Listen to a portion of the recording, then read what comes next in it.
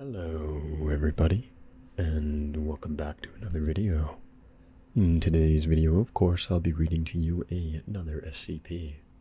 This SCP is SCP-3564, otherwise known as the Immortal Bard, Act 2, Return of Shakespeare. This is by Malice Aforethought. Without further ado, let's get into the video. Item number, SCP-3564. Object Class, Euclid. Special Containment Procedures. SCP-3564 is currently housed in the Large Entity Containment Wing of Site-063. As SCP-3564 is generally cooperative towards Foundation demands, weekly readings of various dramatic works, those penned by Shakespeare are preferred but not required, have been approved to maintain said cooperation. Footnote. For more information, see Protocol 3564, Marlowe. Any changes in SCP-3564's behavior are to be reported to the site's HMCL supervisor. SCP-3564's dietary requirements are equivalent to those of 3 adult humans and are outlined in Document 3564-D1. Due to the possibility of severe muscle atrophy, SCP-3564 must be encouraged to perform at least 3 hours of physical exercise per day.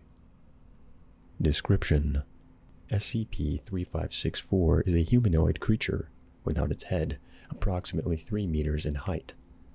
The entity exhibits unusually high levels of muscle mass, tumorous growths in multiple limbs and organs, and appears to have been grown via anomalous means from the remains of William Shakespeare. Footnote 2.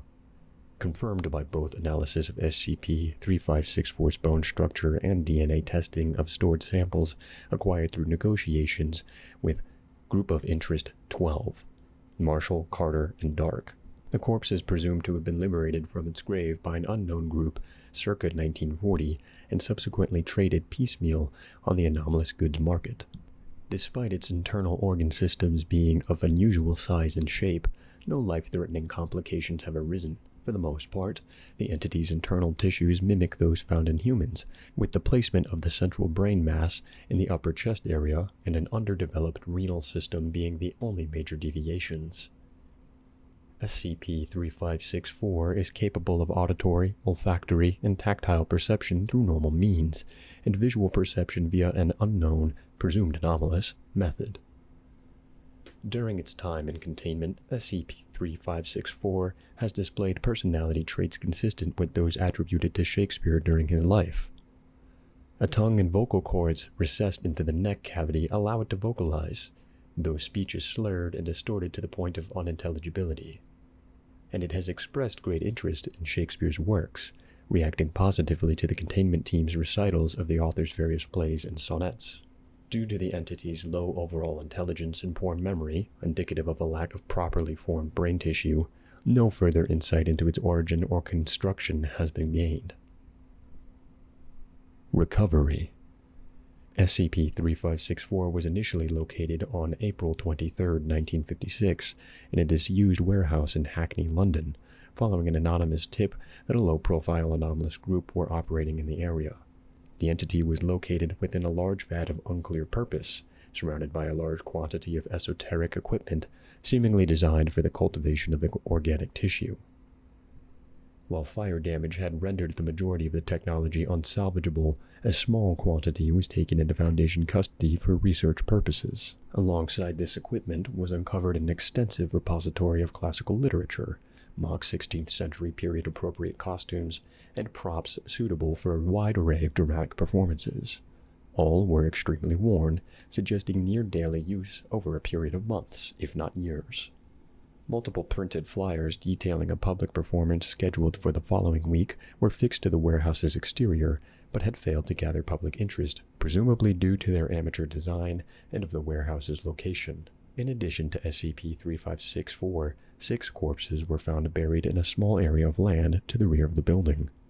Each instance, termed SCP-364-1-6, was genetically identical to SCP-3564 and displayed signs of malnutrition, necrosis, severe physiological abnormalities, and in the case of SCP-3564-2, a complete lack of skin. Research into the individual group or organization responsible for SCP-3564's creation is ongoing. Addendum: Incident 3564-F Bacon. On October 16, 1992, Site-63 was involved in a highly abnormal containment breach, in which containment systems for SCP Redacted spontaneously malfunctioned. The backup systems failed to fully suppress the creature's anomalous properties, and as a result, a large portion of the site's subterranean infrastructure was irreparably damaged.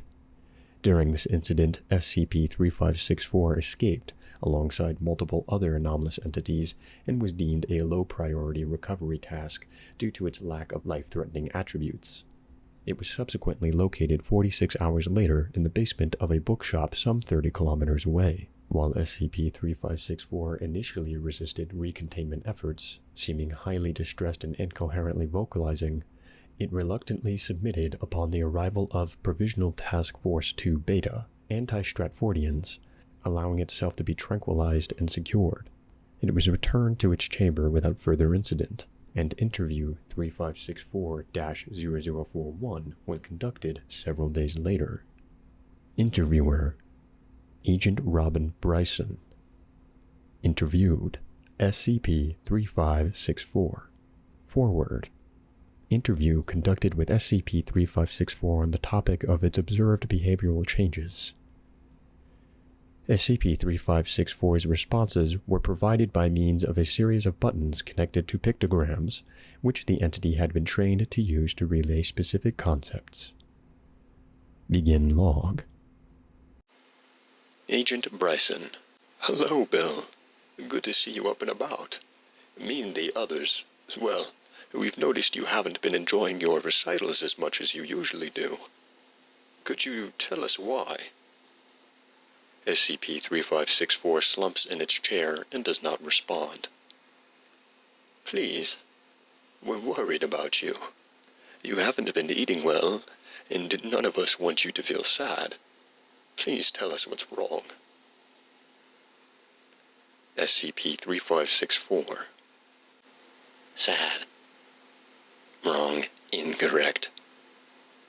Oh, you're not sad? Wrong. Incorrect. Me. Sad. Because connection. Wrong. Incorrect. I see. You're sad because you feel wrong. Beauty. Good. William Shakespeare. William Shakespeare. Yes, yes. We all know you like Shakespeare. Me. Wrong. Incorrect. William Shakespeare. Story. Object. You. Story. Object. Oh, you mean books. Or plays, I suppose, in your experience. Is that right? Agent Bryson mimes opening a book. You mean a play? Me. See. Story. Object. You. Wrong. Incorrect. Me. Wrong. Incorrect. Because connection. William Shakespeare. SCP-3564 stands up, apparently distressed. William Shakespeare. William Shakespeare. Sad. William Shakespeare. I'm not entirely sure what you... William Shakespeare. Pause, during which the entity repeatedly strikes the wall of their containment chamber. The following words were chosen extremely slowly and deliberately. Me. Can't. Unable. Story. Object. You. Fire. Wrong. Incorrect. Sad. Fire. Beauty. Beauty. Good. Unknown symbols. The entity brought its hand down on the apparatus with such force as to render it severely damaged. I think we should probably leave it here for the moment. What do you say we come back later? Wrong. Incorrect. Me. Can't. Unable. SCP-3564's breathing becomes heavy and erratic. Can't. Unable. William Shakespeare. Can't. Unable. Understand. Can't. Unable. Can't. Unable. I'm sorry. SCP-3564 strikes the protective screen of the interview chamber with unprecedented force, breaking it. Agent Bryson experiences minor cuts to the face and arms, and SCP-3564 retreats to the other side of the chamber. The interview was halted by supervising staff shortly thereafter. End log. Closing statement. Following this interview, Protocol 3564 Marlowe was updated to protect involved staff behind high-durability screens. Investigation into SCP-3564's developing hostility and deteriorating emotional state is underway. Notably, while clearing the interview chamber, staff noted a series of extremely damaged paper documents, retrieved by SCP-3564, and concealed on its person. The precise natures of the items are unclear, but they appear to be a number of books, specifically intended for younger audiences and/or individuals with severe reading impairments.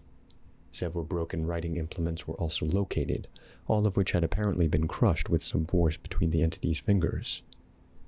Whether these items were directly responsible for SCP-3564's change in behavior, and if not, whether they should be returned to the entity, is currently being debated. Due to its minor overall threat, changes to its containment area are, at present time, a low priority. And that's it. Thank you, of course, for humoring my desolate ambitions. This is kind of an interesting one. For some reason, it reminds me a lot of Neon Genesis Evangelion with Unit 00. Could be just because I've been watching that recently, but especially the scene where he's like cracking the interview area. But in any case, thank you for watching this video, and I hope you enjoyed, and I'll see you in the next video. Bye-bye.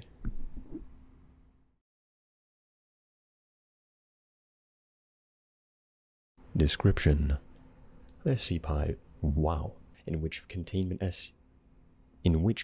systems for SCP redacted spontaneously malfuncted, in which containment oh my goodness. It reluctantly submitted upon the arrival of provision. It reluctantly submitted upon the arrival by wow. Agent Bryson mimes opening a book.